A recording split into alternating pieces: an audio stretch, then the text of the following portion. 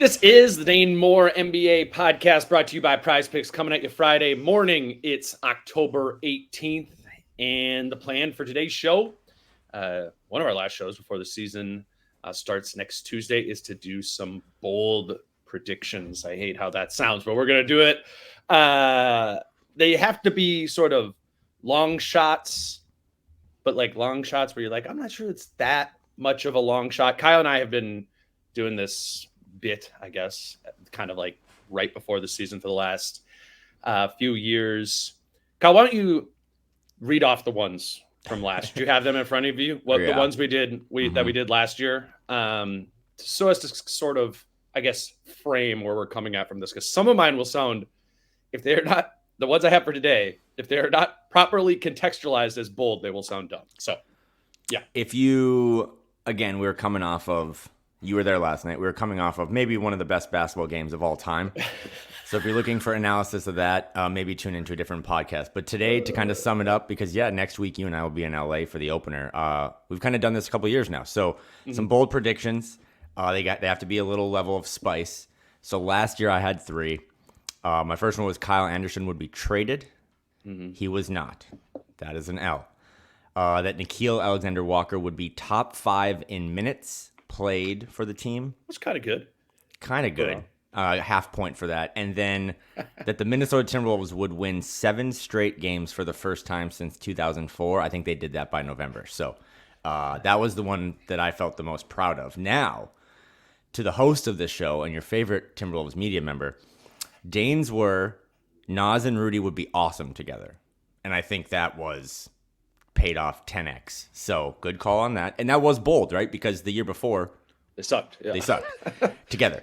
That Anthony Edwards wouldn't make the All-Star team. And that this is my favorite one. That the Minnesota Timberwolves would be better on offense than defense. Bold. It was like out there, like, oh, maybe bold wrong. Yeah, that's for sure. capital letters. So that's kind of the gist of today. I think I don't know. We haven't talked about ours yet, but I have some fun ones. Also ones that I believe all of them will happen. Because I feel like your 7 in a row one was soft last year. The one where I said I think they'll do something for the first time in 20 years. Oh, my bad. What would have you put the odds at that time of that happening last year? Or like what? Okay, no, so for mine, I'm thinking like for these that I'm doing, I'm like, oh, these are like have like a 15% chance of hitting, but I think they're like 25. That's like the way I was kind of thinking about it. I got bolder. Let's just say that. Okay, let's go. But also, I'm going to push back on the fact that the team had not won 7 straight games in 20 years. All right. I'll tee this one off first, and then we can just kind of go snake draft here. But I've always said this. I've been to all these media days. This is the 9th year that Dane and I will be covering the team. We're excited, so thanks for all the support. And one of my favorite players that I've ever just talked to, interviews, whatever. So this one hurts, but I just think this is how it's going to boil down with what this roster looks like and the numbers crunch. I think by mid-February, Nickeil Alexander-Walker will be traded. Do I want that? No. But I just think a combination of maybe the shot not fully growing again or taking a leap. Yes, he is nails on defense. But the one of the many things I've taken away from this preseason is that the Karl-Anthony Towns for Julius Randle trade, which was kind of a 1v1 swap at the power forward spot, also brought in maybe the only player on the roster who was actually in his prime in Dante DiVincenzo, and he's going to have to play 30 minutes a night. And if you factor that in with Ant and how much they still need Mike Conley and where does Rob fit in, I just think with Nickeil being an unrestricted free agent next summer, maybe they're moving some things around because they have a need they need to address or a backup center or something. I don't know. But I just kind of, again, for the second year in a row, predict that someone on this team will get traded and that it will probably be Nickeil. Yeah, it's actually very similar to the logic behind your Kyle Anderson one from a year ago, right? Where it's kind of taking the idea that this player that was instrumental to the success that the team had the year prior becomes a little less crucial to success on the team as was kind of proved to be the case. Because, right, 2 years ago, like with Kyle Anderson, like they needed him. And then last year for a while they didn't, and then you're like, and I think we did get close to Kyle Anderson getting traded at the deadline last season. I thought about Nickeil getting traded too, or just kind of like because I think it will be difficult for them to retain him in free agency next season. Like I wonder what that trade would look. Did you think about that at all? Like what that trade would look like? Like, is it a pick? Because I don't feel like if you're trying to contend, right. This is where it gets a little dicey. It's like it would make sense in 2K and asset management to say we have, because honestly, one of the biggest takeaways for me, other than like 3-point attempts and volume, we'll talk about that later, is when you and Jace did the 240 thing. Just trying to like, I don't get too nerdy about it, but how does the rotation work? How do you make sure that enough guys get enough minutes? Because you can't just play all your stars 28 minutes and make, oh, great, they'll be well rested. It's like, no, those dudes want rhythm. They want 35 minutes a game. So I haven't thought about what a trade looks like because, again, his salary is such a steal. But to your earlier point, I was also just thinking about next summer. I mean, we both agree, right? Even if his shot dips a little bit, like he's going to get paid. Yeah. I mean, I would think like at least DiVincenzo money. Yeah, I think he's going to make more than DiVincenzo. I mean, unless he has a bad year. But if he were to duplicate last season, this season, I think Nickeil Alexander-Walker is, I mean, just in the modern of what guys are getting paid, like he at least gets like the mid-level exception, I would think, which probably next year is at like 13 a year. Like, I mean, I think if Nickeil does what he did last season, he's a 15 mil plus player, which is an open question, bit of an open question, particularly he doesn't look great. I'm an idiot though, because like you said, you're not going to be all in or contending or one of the 6 teams that can do this and then just trading a rotation player for a pick. Unless it's like such a minutes crunch where like Dante DiVincenzo is flirting with an all-star team and you're like, hey man, like 30 minutes, LOL. Like he has to play 32 and Ant's playing 38. LOL. So that would be the only. I was thinking of more of, and I haven't reviewed the CBA this Friday morning, but if they could pair him with like one of the rookies or young guys, now you get to like $5 million, you go get a backup center because you just don't feel comfortable with whoever's behind Rudy. So all of that said, it's my first bold prediction because I just think as a compliment to this roster, it's so deep that I do wonder if at some point they will carve out more space. And the guy that to me seems like the most logical chopping block person is the guy that's going to be an unrestricted free agent next summer. Did you see his outfit last night? I'm going to hand up. I cover the team. I didn't watch a second of that game because my parents are in town. And then I think I've heard from enough people. Although I'm also tired of, not to get political. I was there. I'm not sure I watched it either. I know we don't talk politics on this, but I'm just so tired of all the misinformation going on in the world because everyone kept telling me that the Iowa Wolves were keeping up with the Nuggets starters. And there's no way that could be true because Denver is supposed to be a contender. So I'm just going to have to go look into that. But I'm telling you, man, that Denver Nuggets team, we don't talk other teams on this. They don't look like they play very joyful basketball. That would be if you're looking for an NBA prediction, I've got some of those too. So they just don't look like they're having fun. You texted me that too. It reminded me of like, because all the Nuggets like main guys played a lot like into the second half. Reminded me of like, when you're like, all right, Kyle, like let's go to LA Fitness. Let's try and play some pickup, and you get there and it's just a terrible group of people there playing, and it's just all arguments, like some guys elbowing people, Luka Garza, and the Nuggets did not look like they wanted to be there. But my feeling on this whole Denver thing, because I would have like a couple weeks ago, I would have totally been in the like, this is going to be a step back for them. I just feel like we've swung like so far. People are like playing, and I'm like, I don't know. Jokic won the MVP one year and dragged him to a 6 seed without anything on that team. Like there is still a buoyancy to Nikola Jokic that I don't want to forget. But would I pick the Wolves to have more wins than the Nuggets this year? Yeah, for sure. But when we start getting down to like, I don't know, I think the Kings might win more games than the Nuggets. I'm like, okay, they do still have Jamal Murray and Michael Porter Jr. and Aaron Gordon around Jokic. And yes, they feel a little diseasy, but I don't know. Hey, that's not like a bad. That's at least not a bad starting five. Like or no, I do think they're averaging less threes a game in the preseason than like what Dante and Ant took at the Garden the other night or in Chicago. But again, I derailed this. Yeah. I'm a bad co-host. That was my first prediction that Nickeil would get traded because of all the other stuff that is pretty positive about this roster. So I'll kick it to you now for your first one. My first one is the Wolves sweep the Dallas Mavericks in the regular season. Oh, and I thought you were going to say the Western Conference Finals. No. We're just going to start with the regular season. Obviously, that's bold because the Mavs almost swept this team in the Western Conference Finals a few months ago, 1 in 5 games, and like the Wolves roster felt pretty like it didn't match up well with that team, right? It really reminded me. I don't know if you remember this, but we got to talk to. I'm going to play this clip. We talked to Matt Lloyd on draft night, and this little like nugget from something he said in here kind of has made me think about how the Wolves are thinking about the Dallas Mavericks. I'll play that.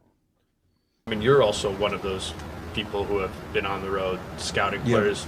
With Rob or Terrence, what is kind of your story when you maybe first saw them or have kind of been tracking them over the years? Yeah, I mean, Terrence, like the first time I saw him was his freshman year at Texas Tech at DePaul, and that was my previous team. It was so he had been in the pipeline and in the scouting kind of ether for quite a while, and to have a wing that has switchability, that is an unbelievable transition player, his speed, his power. We got into the Western Conference Finals last year, and to have another wing player to throw on those big power wings it's going to really help us. Sorry, I removed you from the stage, not the video. That I think is a little breadcrumb. I've been thinking about that. What he said there at the end there about like the need to guard power wings.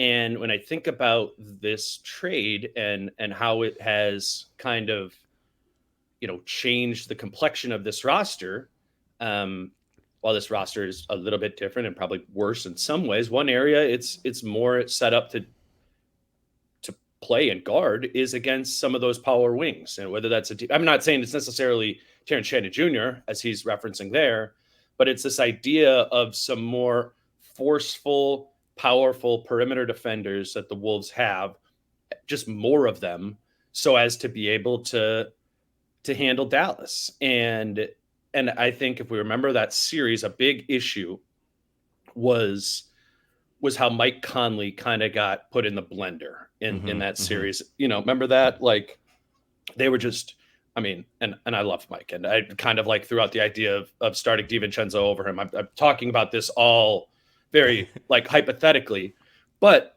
what you could do in that Dallas series when they start trying to run that double drag action and they're trying to get Mike Conley switched on to Daniel Gafford or Derek Lively, like you now can play bigger guy. You can just put DiVincenzo out there who's got 5 inches on Conley, some more force there.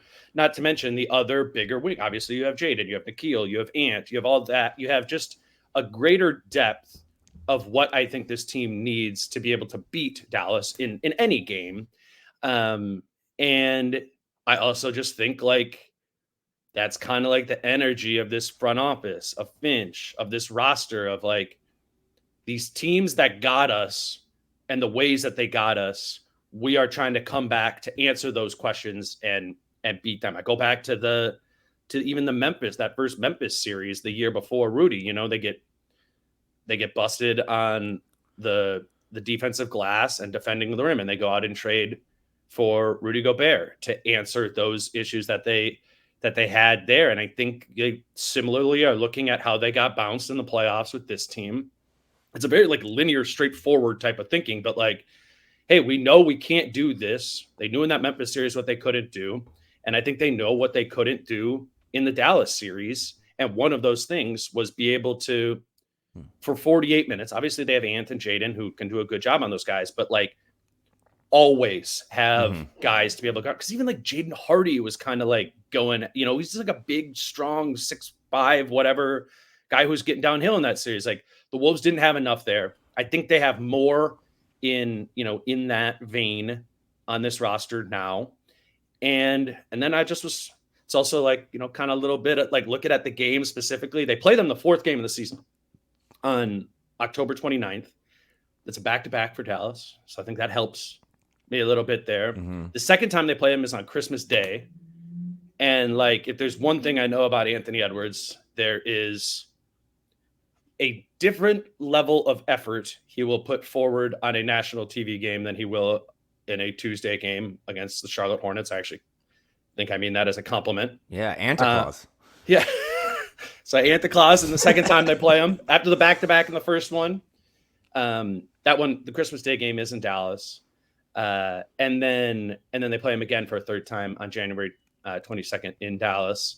It's not a back-to-back for either team, anything like that. But, maybe they've, by that point, grown a better comfort against them, or have a better idea of how to guard them.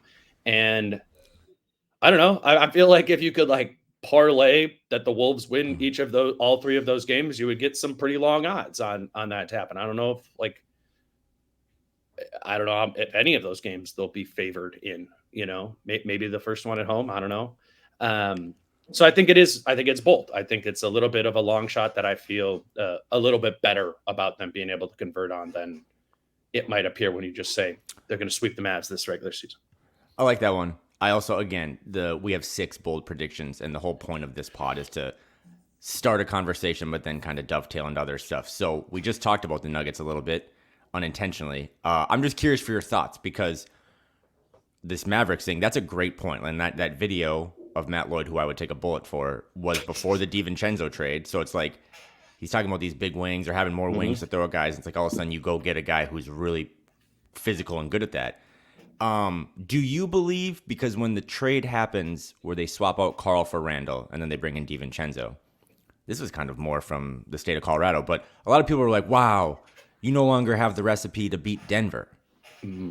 Do you believe that in terms of roster building, that Tim and those guys are trying to build a roster to beat a specific team?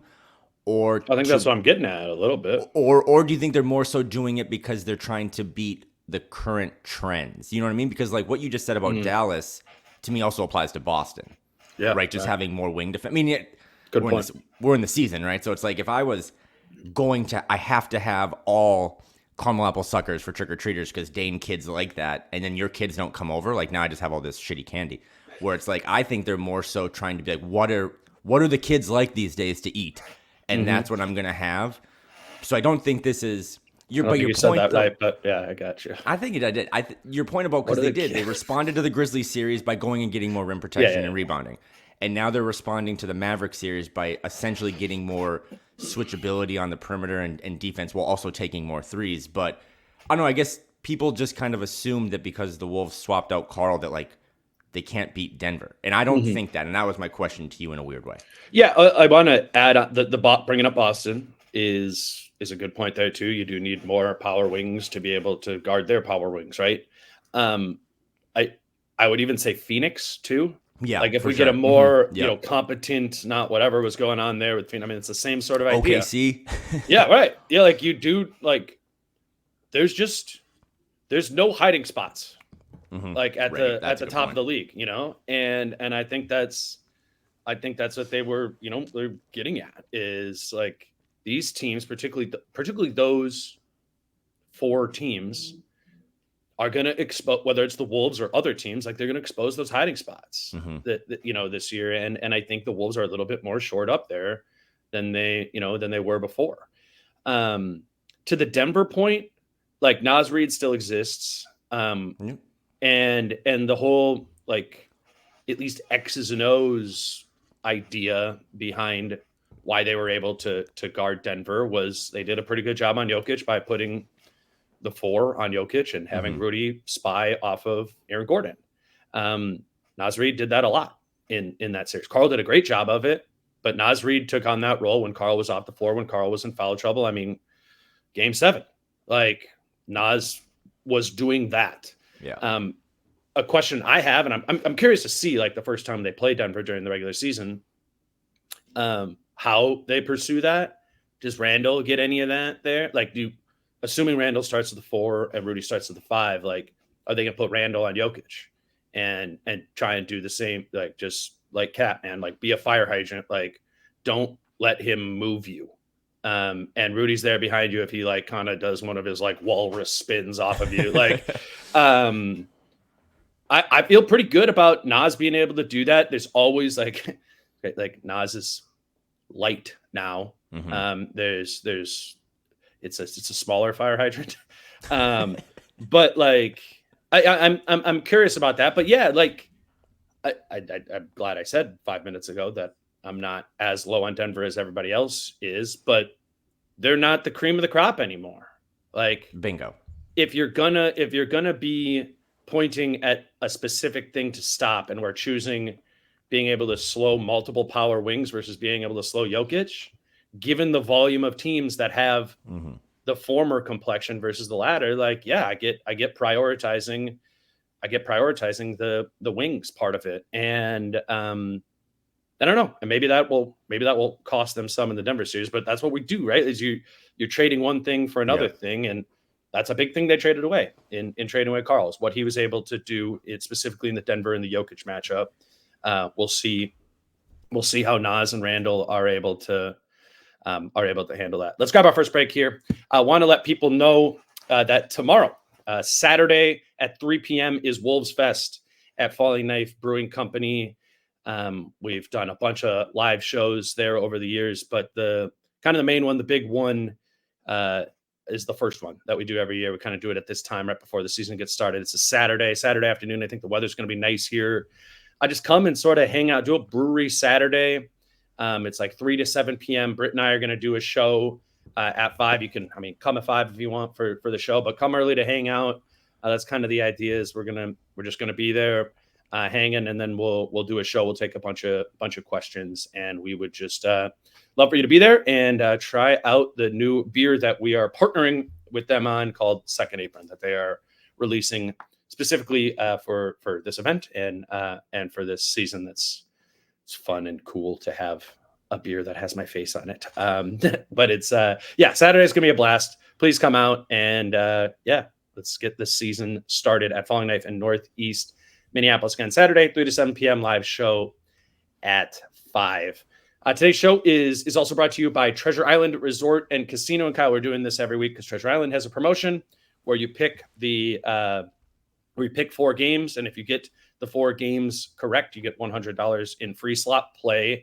Do you have the 4 games that I said? Yeah. I'm looking at my old notes here. Okay, hold on, I have them here. Detroit at Minnesota, Houston at Green Bay, Kansas City at San Francisco, Jets at Steelers. Pick those 4 for me. What a slate. So excited for Sunday. Give me the Minnesota Vikings at home against those pesky Lions. Give me the Houston Texans in Lambeau Field to upset the Packers. Shout out to the Stroud boys. Mahomes, I think that's an afternoon game actually, but I'm just not betting against Patrick Mahomes coming off a bye. So Kansas City over San Francisco. And then the Jets can trade for anyone they want. Give me the Steelers, Russell Wilson's debut at home against A-Rod and the 2-4 New York Jets. I was surprised to see the Jets are favored in that game in Pittsburgh. It's such a good week. Do you have anything else on that? Oh yeah, no. Let me just So how this works is like every Sunday at Treasure Island Resort and Casino, they have what they call the Parlay Lounge. It's like a sick sort of bar, kind of gives me like sports book vibes from when I've been in Vegas. It's legitimately an awesome place to go and watch a game. They're doing watch parties for every Vikings game. So I'm thinking if you're going down to Treasure Island on Sunday morning, you get there a little bit before noon for free. You pick those 4 games that Kyle just picked. You see if you picked all 4 together. By the end of the day, you're leaving with $100 in slot play that you're going to turn into at least something. I think that sounds like a pretty sweet Sunday if you're looking for a place to go watch the Vikings game. And all you got to do is sign up for a free Island Passport Club card that I've told you about, our listeners all about. Plenty comes with a bunch of benefits. It's free. And is going to give you, litany of advantages when you're there. So if you're going to Treasure Island, please go to Treasure Island if you're looking for a place to watch this game. Do your Sunday football picks through them and sign up for the Island Passport Club card and rake in some benefits there. For more information, visit ticasino.com. All right, quick 30 seconds. Still preseason, still technically kind of off season. We will just be hammering games all season long. The four of us joining Dane on his very successful show. But we're going to take a 30-second timeout here to just say that when we met, you and I have become best friends throughout all of this. But when we met, I deemed you the millennial Larry Kuhn because you were so into the CBA. And that's kind of, for young listeners, like that's kind of your niche. That's kind of how you got into this, was just let me geek out over the numbers. And now all of a sudden you have the top 10 pod in the country. But you have your fucking face and a spreadsheet on a beer can. And for the rest of the fan base and a lot of your friends and family, like, that's fucking cool. So congratulations, because that's awesome. I don't know if you can ship beer legally or illegally. Dan, we need you to work on that. But I need cases. But that is go to Falling Knife on Saturday. It's supposed to be good weather. You guys are going to do a pod with Britt, but you have your own beer, and that's awesome. So. Yeah. And you are, of course, a big part of that as well. But yeah, I mean, they are going to be for sale there if you're looking to buy them. I actually don't know all the details about, Falling Knife is in like every liquor store around here. I'm not sure what's if and when those will be in liquor stores. But if you are, a lot of people reached out like, man, that can's sweet. Like I want to buy one. Where I know you can for sure buy one if you want to get it immediately is on Saturday at Falling Knife, or in the coming weeks, like in the tap room, you can just buy a little one of those brewery 4-packs of Tall Boys. And my mom is already making me be like, you need to pick up some of those. We need to give them to our family. So, and if you do get one, seriously, take a selfie with it. Send it to Dane and I on Twitter. I want to see these cans in real life. But okay, enough about you. Let's get back to what's really important, and that is my bold prediction number 2. Yep. And I believe this. This isn't being a homer. This isn't being a fanboy. I really think this preseason has had some trends, some concerning things, and those will get looked at in the first couple weeks as the season goes on. But there's also been a couple players that I just think have really taken off, and Josh Minot would be one of them, right? He's backed up everything we've heard all summer. But the other guy that I've heard all summer long, and I've been saying it on pod for months, I think once this regular season is done, the 24-25 season, we will all collectively look back and say that Jaden McDaniels is the second best player on the team. Ooh. Okay. I think for whatever reason, maybe it was just another year of maturing, being in the gym. Again, I have heard from the team that no one's been in the gym more than him this summer. And you've seen some of the playmaking. There was that play against the Bulls that you referenced, I think, with Britt, where he comes off that screen, throws that lob to Rudy. Like now he's speaking French, and he's a dad, and he's growing up, and like he's a vet, right? Like we were talking to, I think it was Rob, like Jaden's not comfortable with it yet because he's 24, but he's a vet on this team. I just think it's all going to come together, and some of it has to, because he's making 500, 600% more than he was last year. But I just see him. I don't know what the stats are going to be. I think it's been intentional how he's attacked the glass more in the preseason. Again, can that translate over an 82-game season when you're still going to be the guy asked to guard the best player on the perimeter most of the time? But I just think 6-7 months from now, we'll be like, yeah, this is Ant's team. We knew that for a couple of years now. But number 2 in the pecking order, the VP, is Jaden McDaniels. I love it. That's it. And meets bold. I was trying to think about for one of mine, which is somewhat related to this, of like finding a way to be like, Julius Randle's going to be better than Dante DiVincenzo. But that isn't bold. Like that, I don't know. That's kind of. But it's bold because no one listening to this, myself included, thinks that Jaden's the second best player on the team right now. Like that's not a thing. So he would have to leapfrog, in my current opinion, multiple guys to get there, right? Like obviously Rudy, maybe Julius. We'll see. I mean, Nas is up there. We'll see what Dante does this season. But I think my bold prediction leans into that it'll be clear cut. Yeah, Rudy. Yeah, like it'll be clear cut that it'll be Ant, then Jaden, and then anyone else.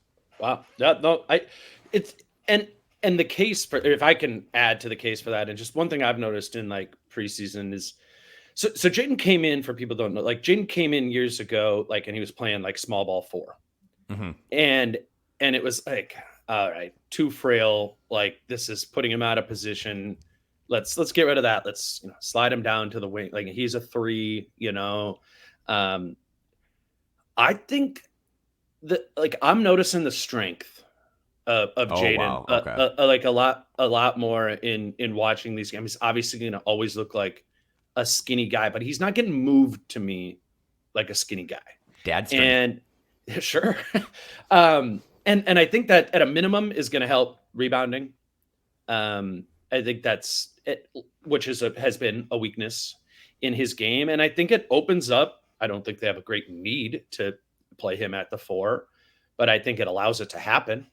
I think at some point during this season, like between Nas, Rudy, and Randall, like those guys are going to miss games, and they're going to kind of be like, well, what's the front court plan in this game?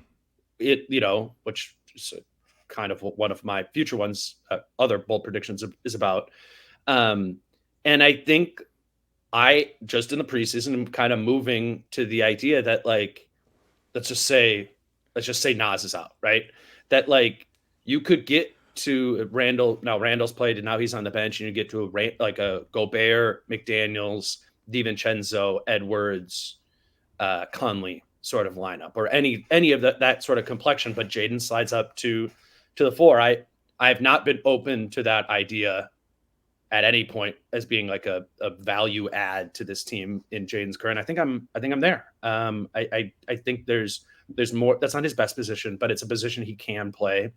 And to be, I think part of being an elite player on a team, a second best player on a good team, is the ability to do a lot of different things in a lot of different roles and doing them well. Mm-hmm. And Jaden started, remember in one of the Finch interviews with Britt, maybe 4 years ago, Finch was like, it's the time when he compared him to Scottie Pippen. Yeah. And he started with we establish these skills as a baseline, and then we're stacking skills on that every single year. And that has been a good call by Finch. I think we're starting to see, I mean, the skills have been stacking over the years, and this is year 5, and it's time for him to be, one of the best players on the team. So I like that one. You love rotation. So the one I'm looking for, I might've mentioned this before, but before he would hypothetically get traded, Nickeil, Dante, Ant, Jaden, and Rudy. Mm-hmm. I just want to see those 5 guys out there. I think that team would defend the hell out of the ball and have enough spacing and perimeter playmaking to be really feisty. So That'll be something I'm looking for this year. But yeah, Jaden McDaniels, bold prediction number 2, will be the second best player on the Timberwolves 6-8 months from now. How about you? My next bold prediction is about 3-point volume. I'm going to start by playing a clip of something I asked Finch after the game last night. 3-point volume, is that something you're confident in, being up this year? I mean, I know that's been something you've been intentional about in training camp. Are you feel like that's going to be? I mean, it's not. I mean, it feels like naturally it should go up. It's not something we're preaching every single day. Like, I think we have a little bit more. We have A guys that shoot it. Dante alone is going to add a bunch. Anthony's really been, we're working on identifying his catch and shoot opportunities. Julius, Dante both kick out at a high rate. When they get to the paint, that's going to open more up for other people. So yeah, I think this is just like a natural opportunity for us to gain some more volume. So the reason that would be bold, Kyle, is because the Wolves were 23rd in threes per game last season, 22nd in threes per 100 possessions, 20th in the percentage of shots they took from deep last year. Like, this was a bottom 10 3-point volume team last season, and they lose Karl Anthony Towns. So for me to say that as my bold prediction that they're going to be top 5 in 3-point volume, I think that would be very bold. And I was just like looking up, like even last year, the Warriors were 6th, like there's a lot of teams that are way up there now in terms of 3-point volume. Obviously, we saw how much the Celtics leaned into that last season. I think the case against it is what Finch said, is like, we're not really preaching it. I do think the teams that are in the top 5 in 3-point volume are preaching it. It's Missoula in Boston. It's OKC. It is this like established commitment to have the volume really, really high. And I don't think Finch is like that binary of a coach. But I do the things he pointed out there in terms of the personnel added and how those guys get it up. We know DiVincenzo shoots way more threes than Cat does. We know Randall shoots as many threes as Cat does. Some of the other guys like Ant maybe shooting more of them this year. I do think I agree with exactly what he said. That's how I picture it. Is it's just going to naturally swell. Does it swell all the way up to top 5 in volume? Probably not. But as a bold prediction, I don't hate it. I texted you this the other day, and you said I can't talk about it on Twitter because it's preseason. You were right, but I had to share it with someone. Last night's game didn't happen because if it did happen, the Nuggets should be kind of embarrassed because their starters almost lost to the Iowa Wolves. But through 4 preseason games, last night was the 5th, through 4 preseason games, the Wolves ranked 2nd in the league. They were taking 47 threes a game. So, I mean, again, maybe they're not – I trust everything Finch says. I'm just blindly supporting him. But maybe they're not preaching it, but maybe they're whispering it. I would imagine there is an emphasis within Mayo Clinic Square of like, hey, this is one way we're going to get this thing going. Because if they're not sixth in preseason right now. 6th in preseason? Okay. Well, That didn't help last night that the starting 5 didn't take any threes in the first quarter. Yeah, right. Jalen Clark, just let it rip, man. No, so I'm with you on that. And I mean, again, like in that Bulls game, and now this is kind of weird because I have 2. We're going to go different directions on my third bold prediction, but we're just going to build off of what you said. But in that Chicago Bulls game, man, Ant and DDV took 29 threes. Like that's, if you're not preaching it, then there might be a new religion to talk about because that was crazy. But it led me to my third bold prediction, and ironically involves threes. The single season record for this franchise for threes made is 240 by Malik Beasley. I think Anthony Edwards and Dante DiVincenzo will both break that this season. Now, wow. Yep. If you're on a spreadsheet like I am, there's some games played that needs to be mixed into there because I just said that 2 dudes were going to shoot over 240 or make over 240, and I'm not sure that's ever happened. But also, simple math, 240 divided by 82 is 2.9. So there's going to be nights where those 29 threes, I mean, I don't know how many nights they're going to take 29 of them, but I bet you Ant and DiVincenzo average, 18 to 20 threes a game this season, like attempted? I know that sounds so crazy, but like back to this. I mean, I take the under on that, but like not by like 18 is a good number. Yeah, right? Maybe 16, 17, 18. Yeah. I just, again, one of them is going to break it. I would actually bet my life on it. Now, can 2 of them do it? That's a bigger thing, but that's what makes this bold. But yeah, my bold prediction is that, and this is pivoting into things about who I currently think is the 2nd or 3rd best player on the team. And again, I said there's only one guy who's probably in his prime, right? That window to 26 to 29. I think DiVincenzo is just going to play so much, and him and Ant, that chemistry between those 2 is probably going to be the one I'm most excited to see grow because I also think they have similar personalities and mentalities. I just think there are going to be a lot of nights where you check the box score and those 2 dudes combine for 11 made threes. And if we get enough of those, I think I can hit this, which is probably long odds, but I think it's a good third bold prediction on my end. Yeah, it's just going to be fun as a basketball nerd to watch this team play with like way more 3-point intention. It just, that hasn't been there, like honestly, there was the first Ryan year.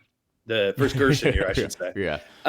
Where there was the intention. It was a good intention for tanking because they didn't have any 3-point shooters. But you remember the beginning of that year? They played that first game in Brooklyn, and Cat shot like a bunch of them, and they went to Charlotte. Like they were just bombing from deep. I think they actually started that year 3-0, and then like went 15-80 like the rest of the year and got Ant.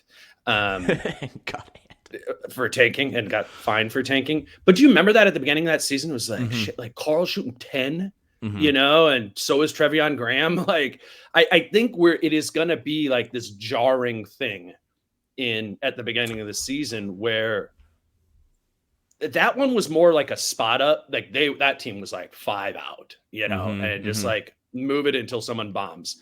Like this team, I think has a little bit more opportunity to be like a drive and kick team. Again, what Finch was kind of like alluding to there, which I think will ups the quality of. I mean, that's right. Like Boston was just shot a ridiculous volume and percentage because they were getting good ones all the time because Jason Tatum downhill, Jaylen Brown downhill, Drew Holiday downhill. Like you need to put at least like you got to put 1.5 bodies on like all of those things, which through rotations with an intention to kick is going to like just open up more threes to be there. And I think this team, I really think that's an area where Julius Randle can help is that drive and kick game and having willing shooters. The Wolves have not had willing shooters since that 2018-19 season when Okogie and Trevion Graham and Jake Layman were letting it rip because they were told they had to. I think it's going to be more natural, but we're going to be like, whoa, this team shoots a lot more threes than we thought. Let me lean into that a little more because one of the things that came away from like, again, my parents are in town all week and we're watching that Bulls game and the Wolves are just jacking a lot of threes. Or this whole preseason, as Dane said, they're 6 in 3-pointers attempted. My dad had a good point. He's like, okay, because then it kind of just became this up and down game, right? And the Bulls are making a ton of threes. But he was like, I hope this doesn't become like that Houston Rockets team, right? Like we all remember like the Harden, Chris Paul team that like missed 27 threes in a row. But I think that Rockets team, their identity was shooting threes, right? Or like spacing. Whereas I still think, even though we're going to see way more volume, I mean, every guy the Wolves are going to sub in off their bench is like a pretty good 3-point shooter.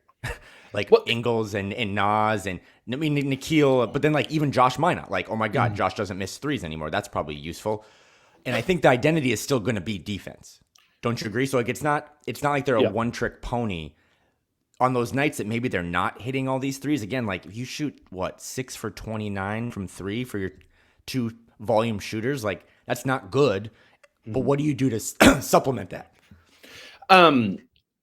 So I think like the Houston one, like we do need to distinguish like the Houston volume and the way they got it was different than how Boston and Oklahoma City get their volume. Okay. Like Houston was very stationary and Gerson Rosas was there on those Houston teams. He was there and he brought that to Minnesota. And that's what I'm talking about. Like there was that very stationary, like Carl, you're up top as the Harden, like the quarterback of this spread without like the drive part of it.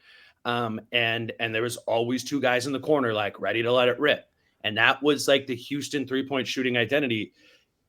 It's different when you have a churn and like a replacement of, all right, this guy's penetrating and we're rotating through. Like, this team is going to be more perimeter oriented. And if you just take a screenshot of what the Wolves offense looks like at a time, an Ant and Rudy Gobert pick and roll happening might look a lot like what a James Harden and Clint Capella pick and roll setup look like.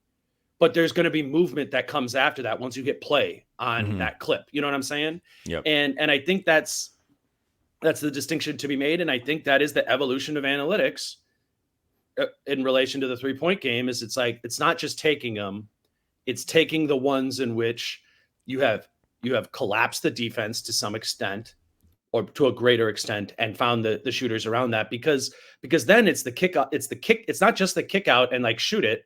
Now they're scrambling back for the closeout, and now I'm Ant and I went downhill and I kicked it to Dante here on the perimeter, and this guy's scrambling back out. That was helping in on the gap on Ant, and I'm scrambling out to get to Dante, and now Dante's driving by that guy because it's a shifted defense, and there's Nickeil in the left corner wide open.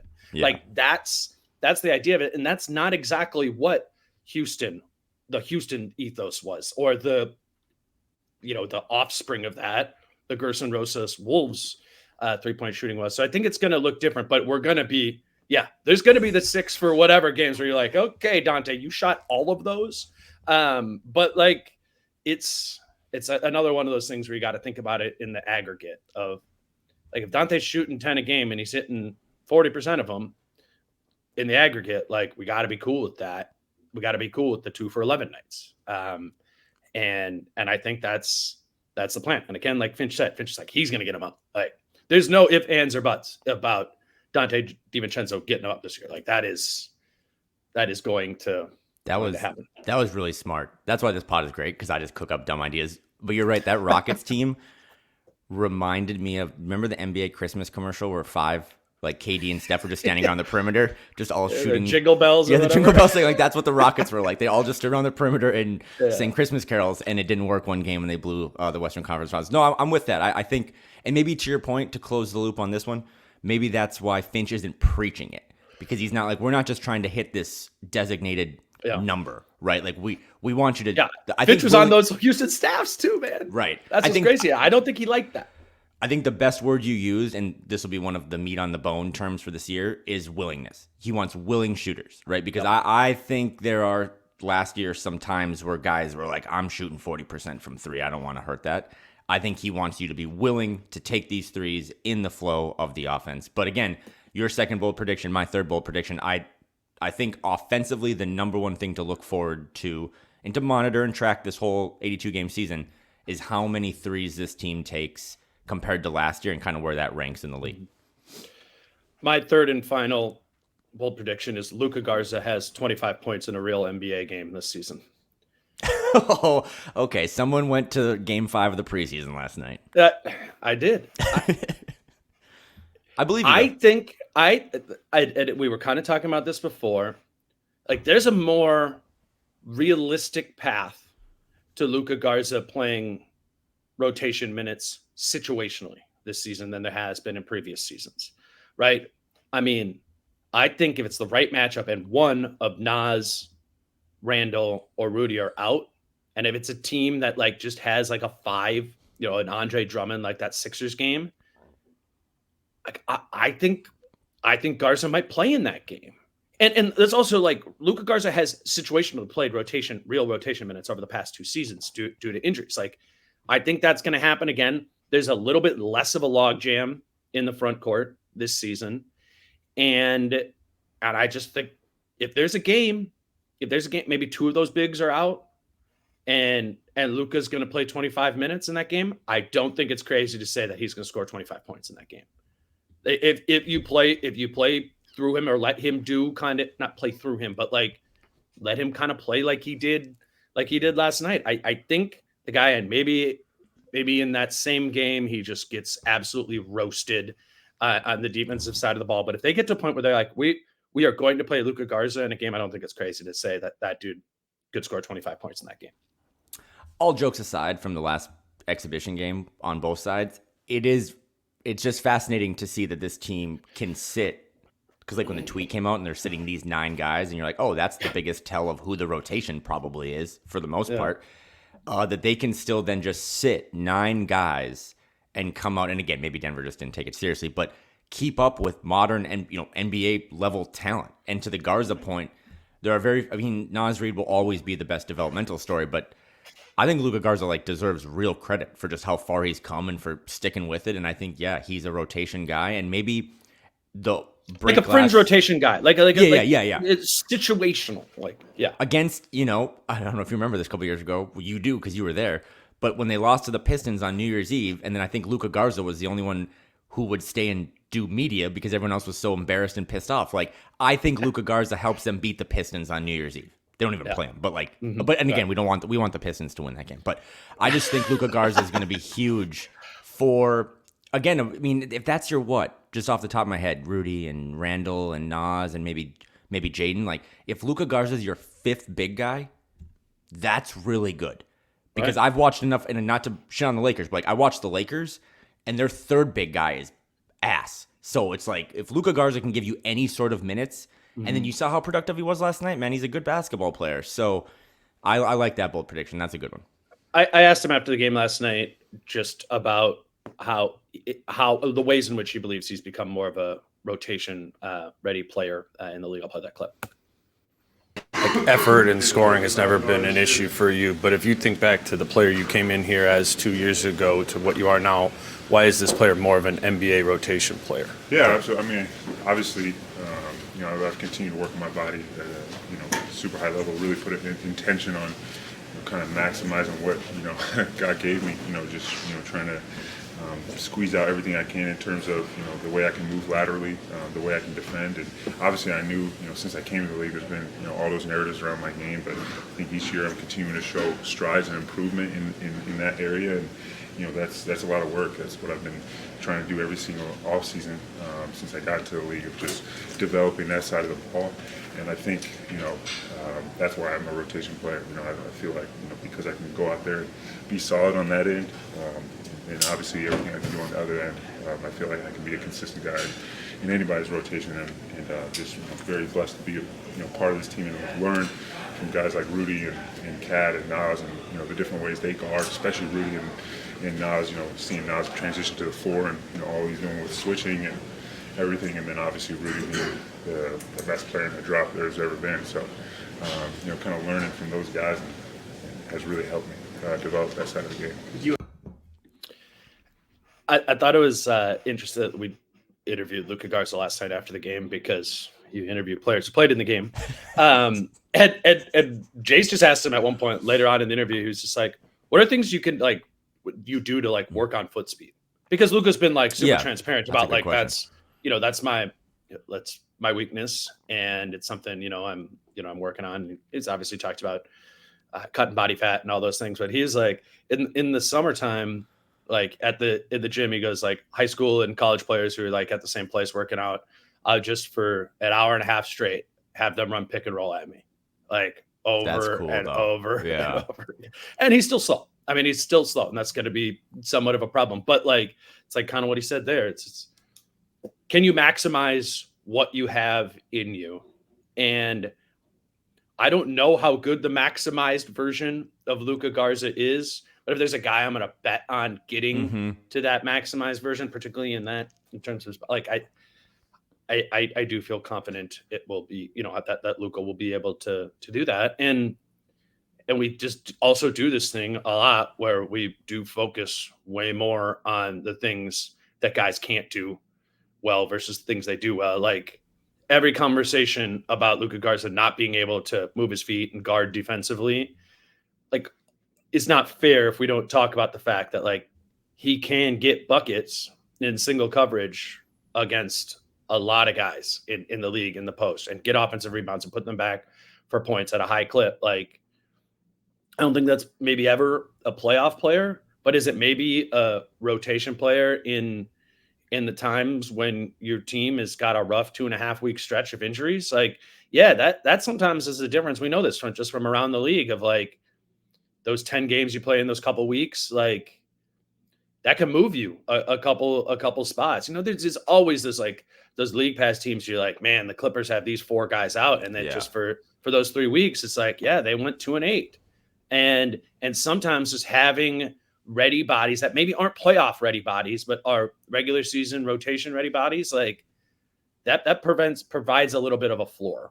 and I think Luka provides that to some extent. I think that's why they brought him back.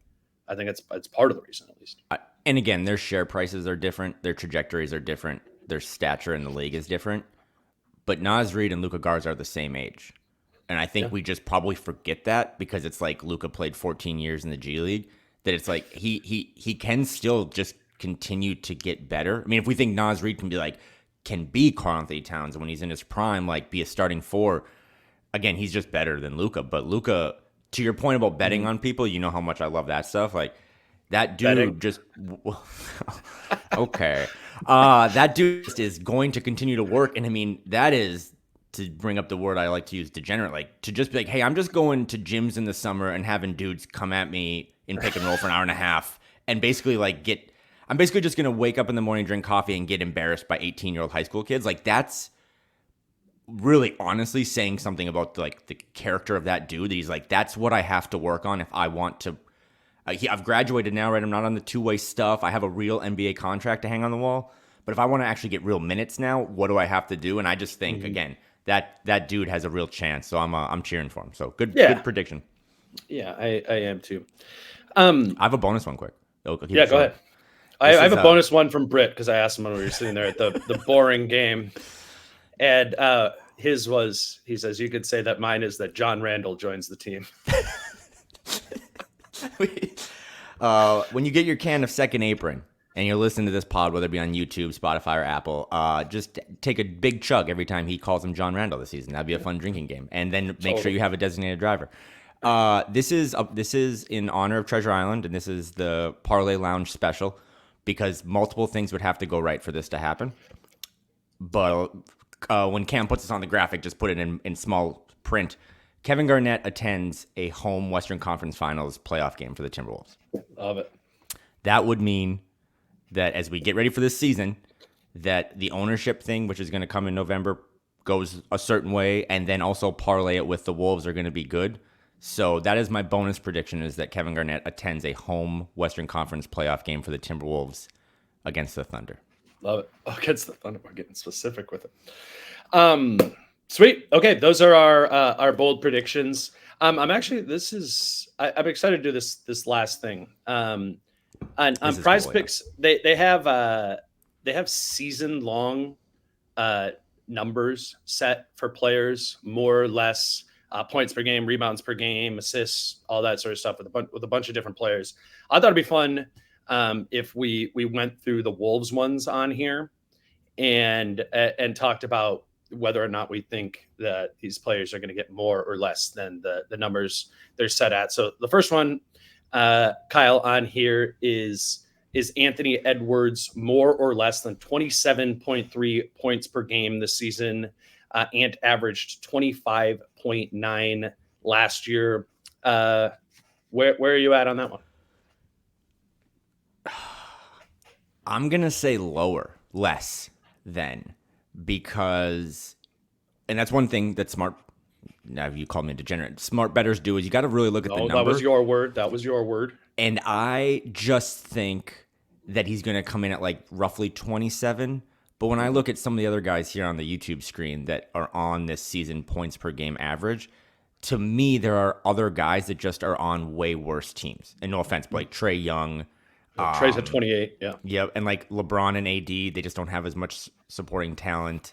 Maybe like a Cade Cunningham. Mm-hmm. And still going to score a lot.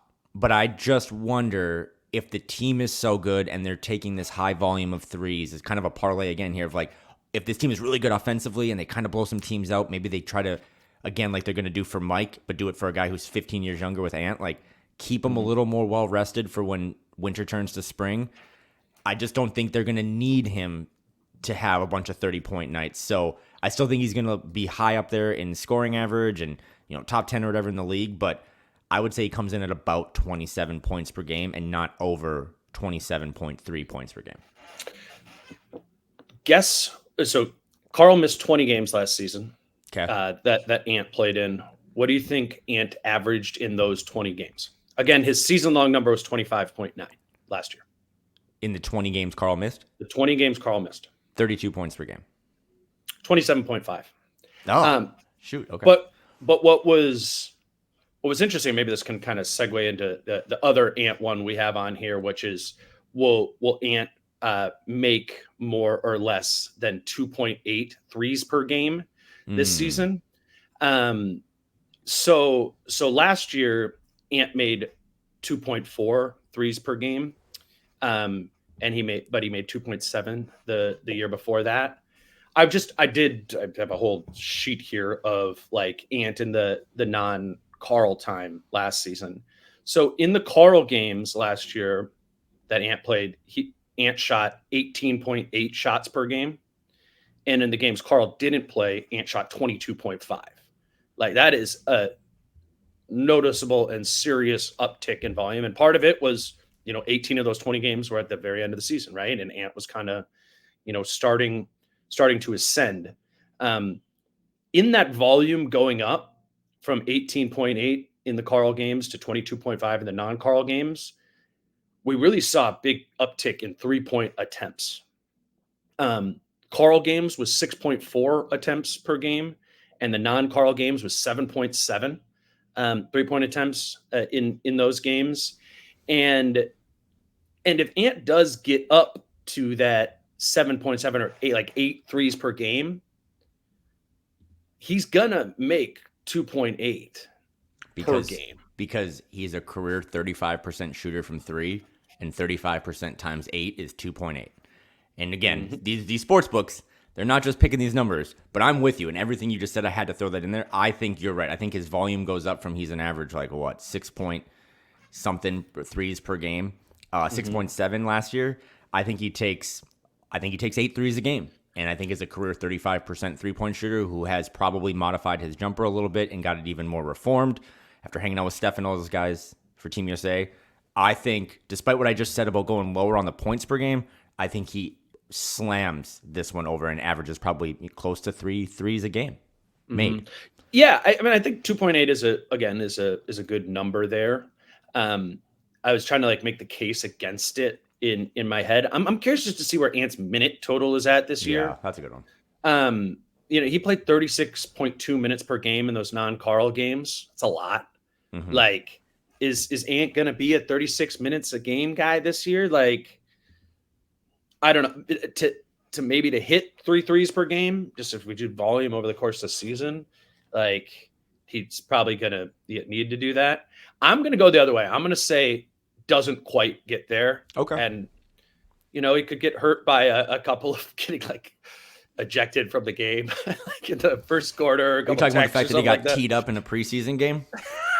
Yeah. And then this is two of my favorite human beings on earth, but that game was Jim Peterson and Marnie Gellner calling it. And I think Jim said something like, Ant's gotten better at that. And then Marnie was just like, I disagree, Jim. Yeah. But no, that's a good point. Again, I think there's going to be a lot of noise, right? Because I was all over Basketball Reference too. And I was like, okay, so in 22-23, he averaged 36 minutes a game. And then last year, 35.1. There's noise that builds into some of that. But I do come back to, if this team is going to be as good as we think, and they have 2 identities of defense and increasing volume at 3, I just don't think they're going to have as many times where they need 40 minutes a night Ant, right? And that's why you built a roster that's so deep. So, okay, so you're going the numbers. That was close, but that one might be a stay away for me. How about that? I think 2.8 is good. I think if I had to exacto it, that's what I would say. I know you want to go to Rudy because his number to me is the most fun, but a little bonus one here. Anthony Edwards, over under 0.5. So that would be, he gets at least 1.5 50-point games, over, done. That's just going to happen. You know what I mean? You disagree? Because he's going to take 16 threes one night. He's going to hit 9 of them.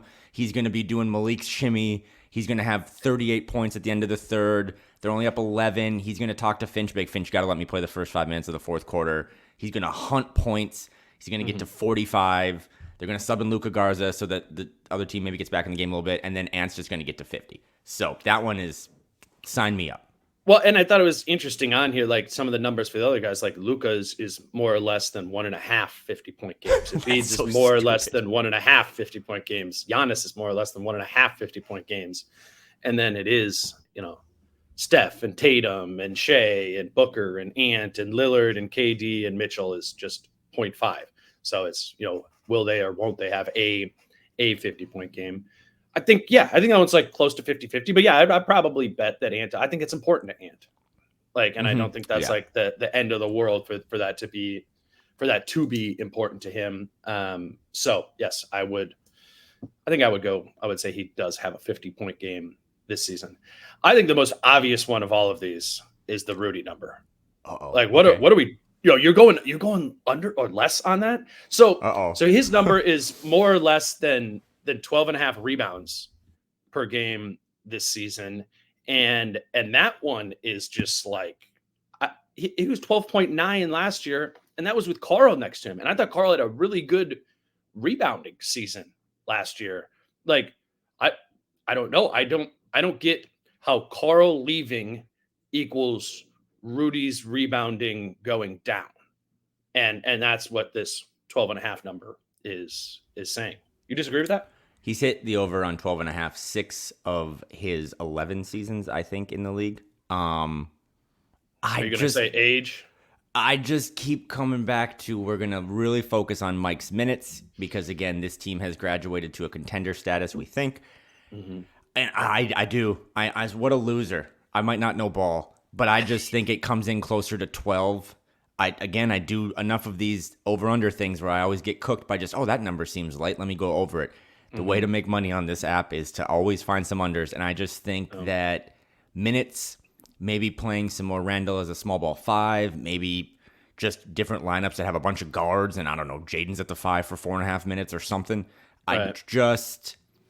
I still think, I don't like the Rudy Gobert stuff from France and the Olympics. I don't even think about it. I don't think it translates at all. I don't think he's lost a step or anything. I think he's going to be as dominant as ever. I just wonder for him as well, as much as like, oh, Ant's going to get a 50-point game, and he's got a coach that I think would give him a little run. I think there's going to be other nights too where Finch is just like, hey, Rudy, like, let's keep you preserved because you're ironically still like a fixture of this foundation, and we're going to need you for many years being this good now that we did trade away Carl. So I know that's a lot of random noise, but it does seem easy. I looked at it when you sent it to me. I was like, oh my God, hit the over, but I'm going to take slightly under. Okay, I like it. So these are all up on Prize Picks. Those are the 4 season-long listed ones. If you just feel confident that all of those are going to happen, that Rudy's going to have more than 12.5 rebounds per game, that Ant's going to be more than 27.3 points per game, that Ant's going to make more than 2.8 threes per game, and that he's going to have a 50-point game. If you believe that and you put down $5 on that to happen, and it happens, you win 50 at the end of the season. And if you do sign up for Prize Picks, if you don't already have an account, you do a $5 lineup, you do just get a $50 bonus right away there. I do know though that a lot of listeners already do have a Prize Picks account, and they don't only have bonuses in terms of like a sign up bonus. They have these little different promotions over the course of the season. I know we were talking about this. Caleb Williams had ones for the NFL. It's like, is he going to pass for 1 yard? And it was kind of like a free square. So they have that. Anthony Edwards is actually like their free square for the first week of the NBA season. So more or less than 0.5 points for Ant. Is he going to score a point on opening night? Well, if you say yes to that, which is obvious, and then you say, okay, like LeBron's playing with Bronny in his first game, is he going to score more than 24.5 points in that game? You put $20 on that, and if Ant scores a point and LeBron scores 25 points in the game, you win 60 right there. So basically, it's just like you're getting 3-1 on just a single like LeBron pick there. Choose whoever you want from opening night. But that's a fun promo and Wolves specific that they have for the first week. This just, again, don't do more money than you have to lose or to have fun with. But it's like, I mean, Jason and I did one for the Monday show. Thank you. And yeah, and it was, it was right. And it's like, and those are not going to be right every single time, of course. But like, we're texting each other during the game, and we each put like $5 on our pick to come to fruition. And then it did. And so we each win $50 on that. And now that's 10 more lineups that we can submit for $5 without losing it. It's just, I personally really do just view it as like a little fantasy thing to have going. And I think it is fun to do on a Thursday night football game or Sunday night football, whatever. You're going to be there watching it. And I think a lot of you will be doing that during the NBA season for, just a random night. Put $5 on something to happen on opening night. And it gives you a little extra thing to be looking at and following. Maybe in a non-Wolves game when you need a little bit more, like the Wolves game, you got plenty to watch. Like, but take advantage of the Ant 0.5 one there, and then throw Listen, when the spouse is out of town and it's Hornets Wizards on a Thursday, what do you want me to do? Okay. Also, too, if you're listening to this on Friday, in addition to the free square and stuff like that, Prize Picks does really cool things like Taco Tuesday where there's discounts and like Flex Friday where you get like a protected pick where if you get it wrong, they give you your money back. So it's a really cool app, and it's been supporting the pod for a while. And like we always say, please support those like Falling Knife and Treasure Island and Prize Picks and everyone else that supports us. So happy Flex Friday. Flex Friday, yeah, right now. Awesome, Kyle. Thank you for doing this. We will, I'm sure, track these bold predictions over the course of the season. And when Luka Garza gets that start on February 3rd, we're gonna be like 25. Is this tell me the schedule? I don't even. I work for you. What's the schedule? Is this next time we're doing a pod, you and me? Well, me and Britt are gonna do the live show. And provided we're able to record that and everything. No technical difficulties with that or anything. The episode live at Falling Knife will be up on YouTube and in your podcast players. That will be the last episode prior to the season starting. So people, you can look for that in your podcast feed on probably sometime Sunday morning, something to listen to on Monday, Tuesday, as we get ready for the season. But yeah, no pod on Monday morning because me and you are flying to LA for that game. And then the plan is that Kyle and I will do a pod immediately after Wolves Lakers, or after we get out of the locker room and stuff like that. And that will be the next episode with the two of us, or the more, I guess, traditional episode. Falling Knife is a little bit more of a fun Q&A. But yeah, that's what's coming up. And then we'll have a full week of pods. We'll have all the guys, the main people coming on, hopefully maybe do something on the Kings with Brendan Nunez before that game happens. But yeah, I'm going to be in LA for game 1 on Tuesday. And then I'm also going to Sacramento for game 2 on Thursday. And then home opener is on Saturday. So big week coming up, a lot of pods, but more importantly, a lot of basketball for the Wolves. So that's the upcoming schedule. We did it. It's been next time I see you, it'll be at some Marriott in downtown LA. But good off season again. Thanks for everyone that supported us in Vegas, and you've been coming to live shows. We're gonna be doing more live shows this season, I think, maybe than we've ever done. So we'll have more to talk about that. But also too, because this is the last time we're doing an off season / preseason pod, I just wanted to. It's important to me to shout these two guys out because they are the engine that keeps this thing going. But Cooper Carlson is now the producer of the Dane Moore podcast, sole producer. He does everything. So shout out to Coop for all he does behind the scenes, and then shout out to Cam Cresco, who is our social media guy and makes Dane and I look cool. So our little team is ready for another season.